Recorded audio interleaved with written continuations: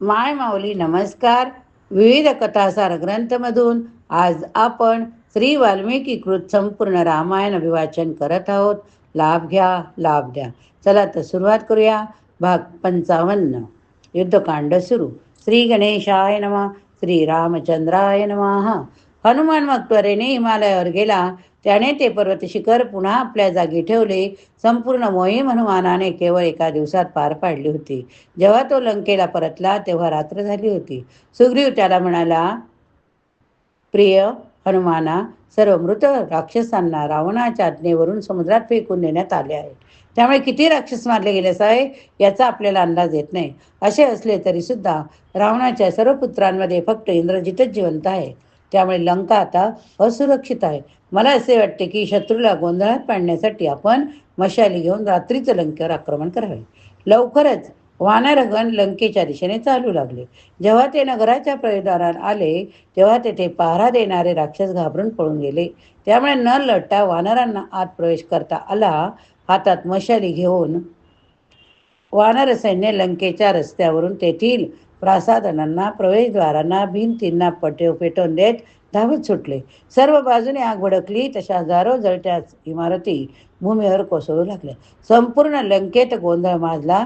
सर्वांग भाजलेले राक्षस प्राणी यातनांनी वेळत सर्व दिशांना स्वैर धावत सुटले. राम आणि लक्ष्मणाने आपल्या धनुष्य उचलले. जेव्हा रामाने आपल्या धनुष्याचा टणत्कार केला तेव्हा सर्व गलबलत्याच्या वर चढ असणारा तो आवाज राक्षसांच्या हृदयात दडकी भरून गेला. बाणाच्या भडीमाराने रामाने लंकेचे मुख्य प्रवेशद्वार उद्ध्वस्त केले. रावणाने जेव्हा हा विध्वंस पाहिला तो रागाने बेभान झाला.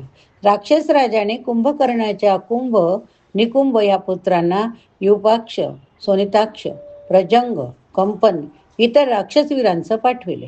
वानरसेना, राक्षस सैन्य दोन्ही युद्धासाठी उत्सुक होते. त्यामुळे लंकेच्या प्रवेशद्वाराबाहेर सुरू झालेल्या लढाईने भयानक रूप धारण केले. दोन्हीकडच्या योद्ध्यांची कत्तल सुरू असताना अचानक अंगद कंपनावर धावून आला. पण जेव्हा त्या राक्षसाने आपल्या गदेने त्याच्यावर प्रहार केला तेव्हा तो शुद्ध हरपून मागे कोसळला. राजपुत्र लवकरच सावरला. एक प्रचंड पर्वत शिखर उचलून त्याने ते कंपावर फेकले. त्यामुळे चंदामंदा होऊन कंपन गतप्राण झाला. क्रुद्ध झालेला सोनिताक्ष आपल्या रथातून अंगदावर चालून आला. बाणाने त्याने त्याची चाळण केली. पण गांगरून न जाता अंगदाने केवळ आपल्या हाताने त्या राक्षसांचा रथ, धनुष्य यांचा चुरडा केला.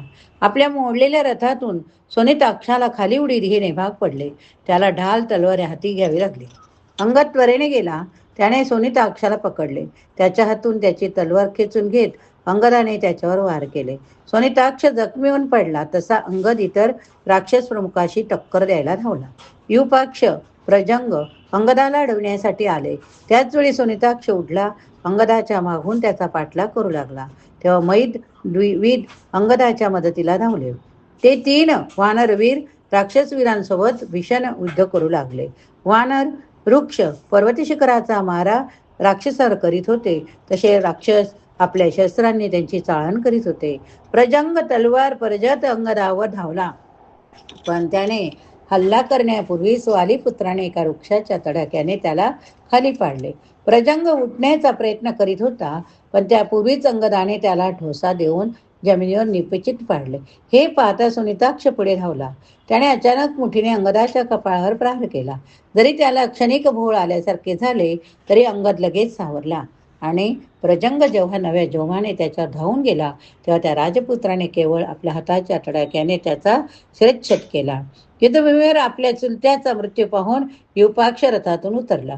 अश्रू भरल्या नेत्राने तो हातात तलवार घेऊन आवेशाने द्विविधावर धावून गेला.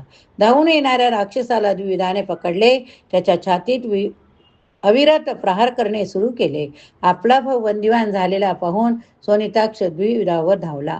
आपल्या गदेने त्याने द्विविधाच्या छातीवर हिंसकपणे प्रहार केला. द्विविध भोवंडून मागे सरला. पण पुन्हा प्रहार करण्यासाठी सोनिताक्षाने जशी गदा उचलली तसे द्विविधाने ते शस्त्र घट्ट धरले. त्या राक्षसाच्या हातून हिसकावून घेतले. दरम्यान मैद तेथे आला. आपल्या हाताने युपाक्षाच्या छातीवर त्याने प्रहार केला. लवकरच द्विविध मैद युपाक्ष सोनिताक्ष या राक्षसाशी कुस्ती लढू लागले. द्विविधाने सोनिताक्षाचा चेहरा आपल्या तीक्ष्ण नखाने वरवडायला सुरुवात केली. त्याला भूमीवर ढकलून आपल्या गुडघ्यांनी त्याचा चंदामेंदा करून त्याला यमसदनास पाठविले. मैदानी युपाक्षाला आपल्या मिठीत घट्ट दाबून त्याचे प्राण त्याच्या शरीरातून घालवले. या दोन वीरांच्या मृत्यूनंतर राक्षस सैन्य घाबरून कुंभाच्या आश्रयाला गेले. कुंभकर्णाच्या या पुत्राने आपल्या बाणाने द्विविधाला खाली पाडून त्याला वेदनेने गडबडा लोळायला भाग पाडले.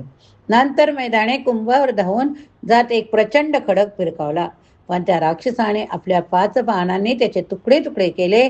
नंतर दुसऱ्या एका बाणाने कुंभाने मैदानाच्या छातीवर आघात करीत त्याला बेशुद्ध पाडले. आपले 2 चुलते गंभीररित्या जखमी होऊन पडलेले पाहून अंगद क्रोधित झाला. सूड घेण्याच्या उद्देशाने बेभान होऊन कुंभावर धावून गेला. अंगद पुढे झाला तसा त्याच्या असंख्य बाणांचा वर्षाव झाला, पण तो अविचलित राहिला. त्याने कुंभाच्या मस्तकावर खडकांचा वर्षाव केला, तथापि कुंभाने त्या खडकांचे तुकडे केले. 2 बाणाने अंगदाच्या भुवयावर आघात केला. त्याच्या डोळ्यावरून रक्ताची धार वाहत असताना सुद्धा अंगदाने एक प्रचंड झाड पकडले. ते कुंभावर भिरकावले.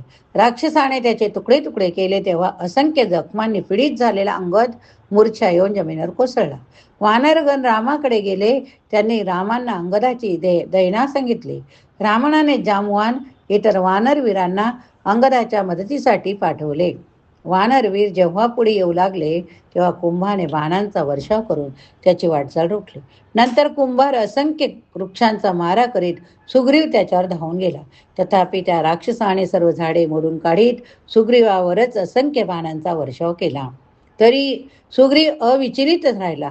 कुंभाच्या रथाजवळ जाण्यासाठी सतत पुढे जातच राहिला. अचानक सुग्रीवाने उडी मारली. कुंभाच्या हातातून धनुष्य हिसकावून घेत त्याचे 2 तुकडे केले. त्यानंतर त्वरेने रथाबाहेर उडी मारून सुग्रीव म्हणाला, कुंभा, आज तू रणांगणावर निश्चितच महान वीरश्रीचे प्रदर्शन केले आहे. तुझ्या पित्याला महान सामर्थ्याची नैसर्गिक देणगी होती, तर रावणाने ब्रह्मदेवाकडून श्रेष्ठतम सामर्थ्य संपादन केलेले होते. तथापि तू दोन्ही दृष्टीने श्रेष्ठ आहेस. हे राक्षसा, मी तुला आताच ठार केले असते, पण एवढे लढल्यानंतर तू दमलेला आहेस, तेव्हा तू विश्रांतीसाठी लंकेला परतावेस अशी मी तुला विनंती करतो. त्यानंतर न्यायस्थितीत आपण अधिक लढू शकू. कुंभाच्या सुग्रीवाच्या उदार शब्दांचे कौतुक वाटले, पण त्याने सुग्रीवाचा सल्ला न स्वीकारता अचानक त्या वानर राजाला आपल्या शक्तिशाली बाहुत पकडले. दोघे मल्लयुद्धे खेळ लागले. तेव्हा त्या प्रचंड दबावाखाली पृथ्वी बुडू लागली. शेवटी सुग्रीवाने कुंभाला उचलले, महासागरात फेकून दिले. त्यामुळे सर्व दिशाच गिळून टाकू शकणाऱ्या पर्वत प्राय लाटा निर्माण झाल्या. तथापि कुंभ उडी मारून परत भूमीवर आला. सुग्रीवावर चालून गेला. त्याने सुग्रीवाला जमिनीवर फेकले. तो आपल्या मुठीने सुग्रीवाच्या छातीत प्रहार करू लागला. जरी त्याच्या चिलखताचा चंदामेंदा होऊन त्याच्या जखमांमधून रक्त वाहत होते, तरी सुग्रीवाने आपली शक्तिशाली मोठ घट्ट आवळली. सर्व शक्ती एकवटून कुंभाच्या छातीत जोरदार प्रहार केले. सुग्रीवाच्या प्रहाराने कुंभकर्णाच्या पुत्राचा चंदामेंदा झाला. तो प्राणांतिक जमीन होऊन जखमी झाला व जमिनीवर पडला. या ठिकाणी हा भाग संपवूया. पुढील भागात पुढील कथा बघूया. बोला जय श्रीराम. जर श्रवण केले तर श्रीराम लिहायला विसरू नका. श्रीराम जय राम जय जय राम. श्रीराम जय राम जय जय राम. श्रीराम जय राम जय जय राम. श्रीराम जय राम जय जय राम.